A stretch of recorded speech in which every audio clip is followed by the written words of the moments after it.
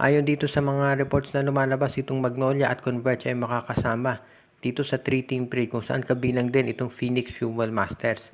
At ayon dito sa mga usapan, ang mangyayari daw, itong Magnolia Chicken Templados ay makukuha na itong si Alex Stockton mula dito sa Converge Fiber Xers. Samantala naman, itong Converge Fiber Xers ang makukuha naman daw ay itong si Jason Perkins mula dito sa Phoenix. At ang Phoenix naman daw makukuha nilang kapalit ayon dun sa mga reports ay itong si Jerick Balanza.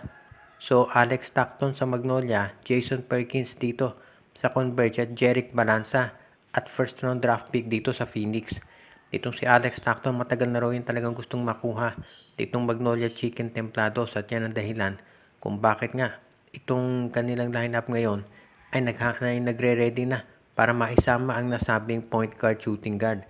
Alam naman natin na ang lakas talaga nitong si Coach Chito Victorero ay nandito sa pagkuha nila ng mga guards na magagaling, yung malakas sa depensa at pati na sa opensa. Kaya nga itong si Alex Stockton yan talaga gustong makuha ng Magnolia. If ever na matuloy nga ang nabanggit na trade, matindi ito para dito sa Magnolia Chicken Templados dahil syempre alam naman natin na itong si Alex Stockton ay nakilala yan bilang isa doon sa mga pinakamatikas na mga defensive players ngayon dito sa PBA. Kaya nga kung sakasakaling mapunta sa Magnolia, talagang jackpot si Coach Chito dahil bagay na bagay yung laro niya dito sa Magnolia. At yan din ang dahilan kung ba't marami naniniwala na ito ay magiging sulit yung trade na yan kahit na si Jerick Balanza at first round draft pick pa ang maging kapalit.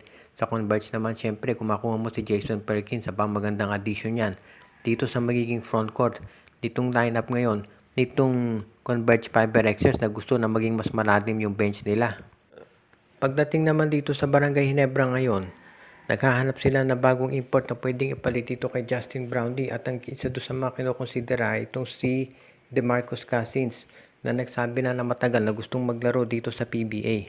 Kung sakasakali nga na itong si DeMarcus Cousins ay makuha ng Barangay Ginebra, pwedeng-pwede yan na madagdag dito sa kanilang lineup dahil alam natin, napakagaling na import nitong si DeMarcus Cousins kaya ito ay pwede na magamit talaga ng Ginebra. At alam naman natin, yung kalibre nitong si DeMarcus Cousins ay pang PBA, actually pang NBA All-Star yan nung naglalaro yan sa Sacramento.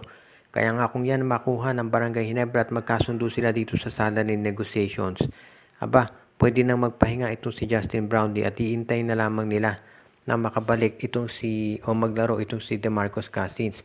Kayang-kaya niya makipag-match up dito sa TNT lalo na dito kay Ronde Hollis Jefferson. Kaya sa tingin ko yan ang pwedeng makuha talaga ng Barangay Ginebra. At kung ito matutuloy, talaga itong masasabi natin na magiging solid na yung lineup ng Barangay Ginebra kung sakasakali nga na ito si Cousins sa mapunta sa kanila. Siyempre, medyo matindi salary na hihilingin yan. Pero kung ikaw naman, itong Barangay Ginebra, ibigay mo na yan dito kay DeMarcus Cousins dahil magiging sulit naman yung ibabayad mo dyan. Lalo na at alam mo na magiging mas maganda ang tatakbuhin ng Ginebra kaysa naman mag-all Filipino sila o kaya maglaro ng isang may injured na Justin Brownlee. Hayaan mo lang magpahinga si Justin Brownlee at makarecover at itong si DeMarcus Cousins naman ang bubuhat dito sa Barangay Ginebra kasama na yung ibang mga local players nila.